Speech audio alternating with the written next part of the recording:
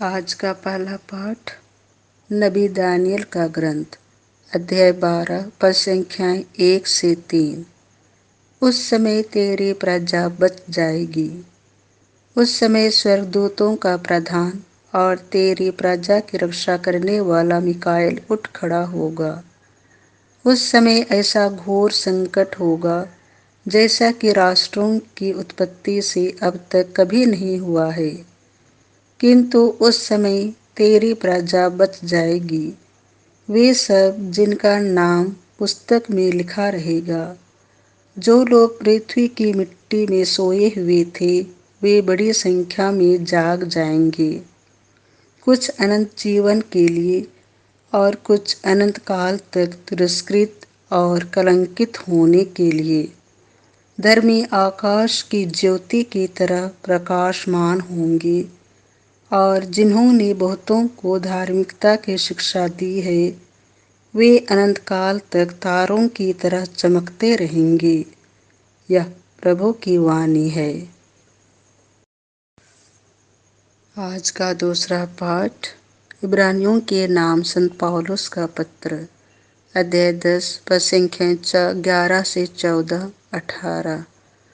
वह जिन लोगों को पवित्र करते हैं, उन्होंने उनको एक ही बलिदान द्वारा पूर्णता तक पहुंचा दिया है।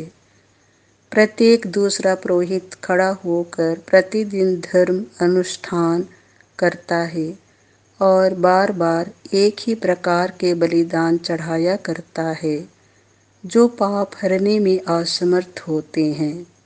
किंतु वह पापों के लिए एक ही बलिदान चढ़ाने के बाद सदा के लिए ईश्वर के दाहिने विराजमान हो गए हैं, जहां वह उस समय की राह देखते हैं जब उनके शत्रुओं को उनका पांवदान बना दिया जाएगा।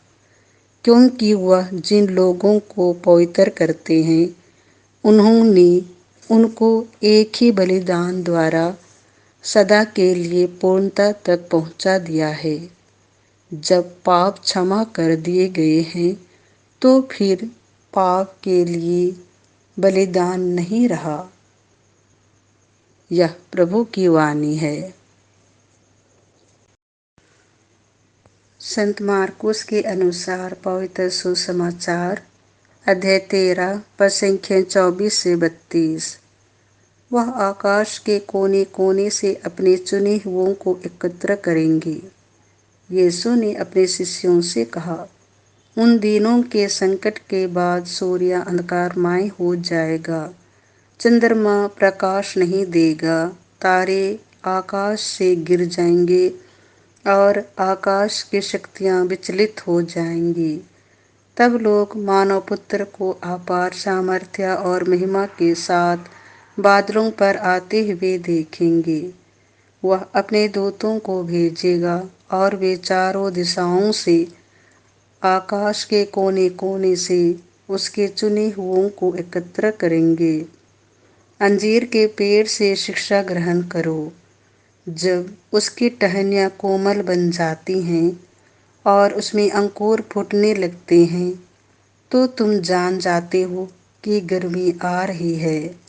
इसी तरह जब तुम लोग यह सब देखोगे, तो जान लो कि वह निकट है, द्वार पर ही है। मैं तुमसे कह देता हूँ कि इस पीढ़ी का अंत हो जाने के पूर्व ही ये सब बातें घटित हो जाएंगी। आकाश और पृथ्वी टल जाए तो टल जाए, परंतु मेरे शब्द नहीं टल सकते।